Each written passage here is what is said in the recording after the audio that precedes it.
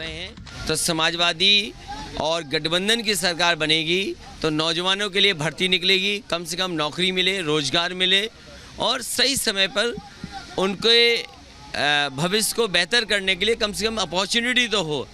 सरकार क्योंकि अपनी उपलब्धियां नहीं बता पा रही है, इसलिए इस तरह की भाषा का इस्तेमाल कर रहे हैं। अच्छा, मथुरा में अभी तक समाजवादी पार्टी का खाता नहीं खुल पाया, आप अब जयंत चौधरी के साथ आ गए हैं, जयंत चौधरी एक बार जीत चुके हैं, तो लग रहा है खाता खुलेगा। इस बार गठबंधन, सपा और आरएलडी मिलकर के ऐतिहासिक परिणाम मथुरा में देगी, क्योंकि मथुरा के लोगों को उम्मीद थी भारतीय जनता पार्टी पर, कई बार लोकसभा जीते हैं, उनके विधायक जीते हैं कि यहाँ सरकार उनकी बनेगी, काम होगा। लेकिन जिस तरीके से किसान निराश हुआ है, जिस तरीके से नौजवान बेरोजगार हुआ, कोई कारखाना उद्योग नहीं लगा, इसलिए यहाँ की जनता एक एक वोट डाल करके गठबंधन को जिताने जा रही है। एक सवाल बहुत जरूरी, बस आखिरी सवाल है मेरा, मथुरा को लेकर केशव प्रसाद मौर्य ने कहा कि अयोध्या जाके मथुरा बाकी है, बार बार ये बात होती है, अखिलेश यादव का स्टैंड क्या है? देखिए, देश संविधान से चलेगा और देश कानून से चलेगा। जो संविधान और कानून का है उसको सबको मानना पड़ेगा।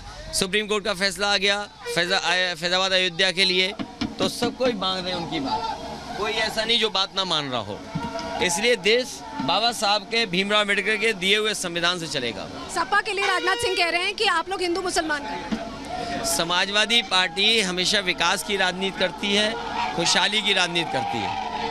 बहुत शुक्रिया अखिलेश जी। तो अखिलेश यादव साफ तौर पे कह रहे हैं कि विकास की राजनीति की बात होगी और सबसे बड़ी बात यह है कि उन्होंने ये कहा कि मथुरा की जनता आशीर्वाद देगी, पेड़ा खिलाएगी, मुंह मीठा कराएगी। विजय हितेश के साथ सलोनी श्रीवास्तव, रिपब्लिक भारत, मथुरा। आप अब जयंत और अखिलेश यादव जी हमारे साथ हैं, सीधे उनसे बात करेंगे। अखिलेश जी, सबसे पहले आपसे ये जानना चाहेंगे, आपके संबोधन में सबसे खास बात मैंने ये सुनी कि गर्मी जो है वो निकाल देंगे और वोट देकर निकालेंगे। नहीं, समाजवादी पार्टी का मानना है सवाल गर्मी का कर रहे हैं तो समाजवादी और गठबंधन की सरकार बनेगी तो नौजवानों के लिए भर्ती निकलेगी, कम से कम नौकरी मिले, रोजगार मिले और सही समय पर उनके भविष्य को बेहतर करने के लिए कम से कम अपॉर्चुनिटी तो हो।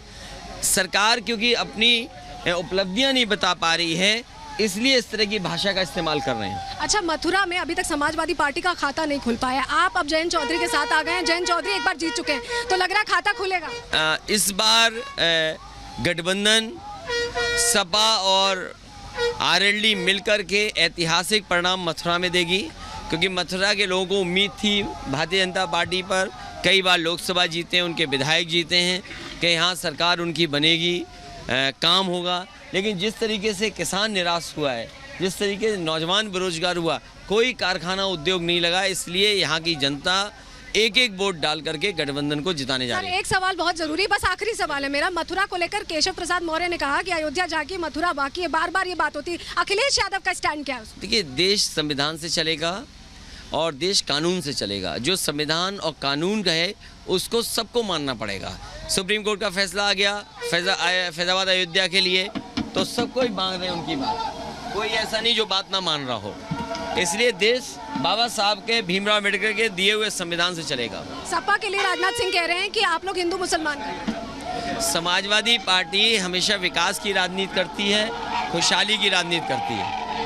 बहुत शुक्रिया अखिलेश जी। तो अखिलेश यादव साफ तौर पे कह रहे हैं कि विकास की राजनीति की बात होगी और सबसे बड़ी बात यह है कि उन्होंने ये कहा कि मथुरा की जनता आशीर्वाद देगी, पेड़ा खिलाएगी, मुंह मीठा कराएगी। विजय